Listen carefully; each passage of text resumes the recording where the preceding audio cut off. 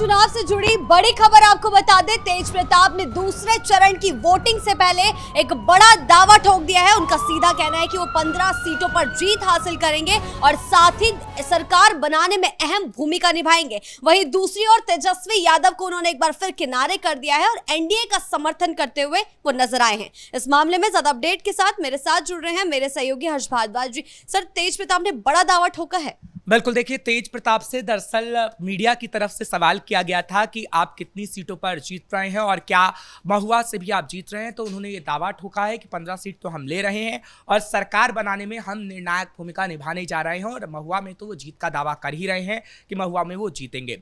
साथ ही साथ जब तेजस्वी के लिए सवाल पूछा गया, क्योंकि तेजस्वी ने अभी प्रेस कॉन्फ्रेंस की और एनडीए सरकार पर बड़े सवाल किए हैं, तो उन्होंने कहा है कि मैं बचकाना हरकतों पर जवाब देना पसंद नहीं करता हूं। यानी आप सीधे एक बार फिर से समझ सकते हैं कि किस तरीके से तेजस्वी पर बड़ा प्रहार किया गया है।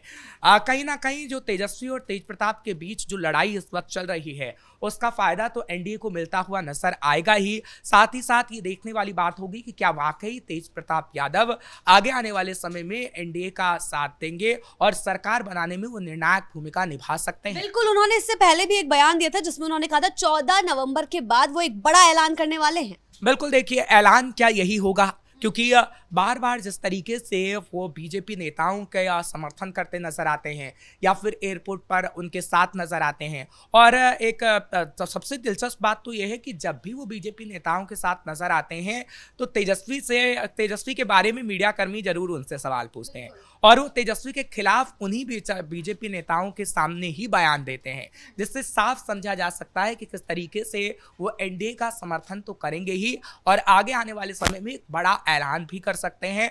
कुछ बड़ा भी कहीं ना कहीं, जब अभी मतदान हो रहे हैं, दूसरे फेज की वोटिंग होगी और काउंटिंग होगी, उसके बाद जो भी जनता फैसला लेती है उसके बाद तेज प्रताप का क्या फैसला होगा ये देखने वाली बात होगी। लेकिन हाँ, इतना जरूर कहा जा सकता है कि तेजस्वी को कहीं ना कहीं तेज प्रताप यादव ने बड़ा नुकसान पहुंचा दिया है, चाहे फिर वो राघोपुर सीट पे हो या फिर जिस तरीके से तेजस्वी ने ये कहा, क्योंकि तेजस्वी के से भी तेज प्रताप को लेकर सवाल किए गए थे और तेजस्वी ने जवाब ना देना ही बेहतर समझा और तेजस्वी की तरफ से कहा गया कि कोई भी मेरे लिए मायने नहीं रखता, मेरे लिए पार्टी मायने रखती है।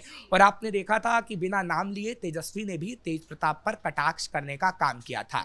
तो इन दोनों भाई की अदावत में आप देखिएगा कि तेजस्वी को ही नुकसान होगा, तेजस्वी के ही यादव और मुस्लिम वोट बैंक छिटकेंगे। अब तो ये भी लग रहा है कि राघोपुर से भी तेजस्वी हार रहे हैं, क्योंकि राघोपुर में जो समीकरण नजर आ रहा है और जिस तरीके से तेज प्रताप की तरफ से उम्मीदवार उतारा गया और जो रैली हमने देखी है राघोपुर में तेज प्रताप यादव की, उसमें जितनी भीड़ नजर आई है वो दर्शाती है कि कहीं ना कहीं वो भीड़ वोटों में भी कन्वर्ट हो सकती है।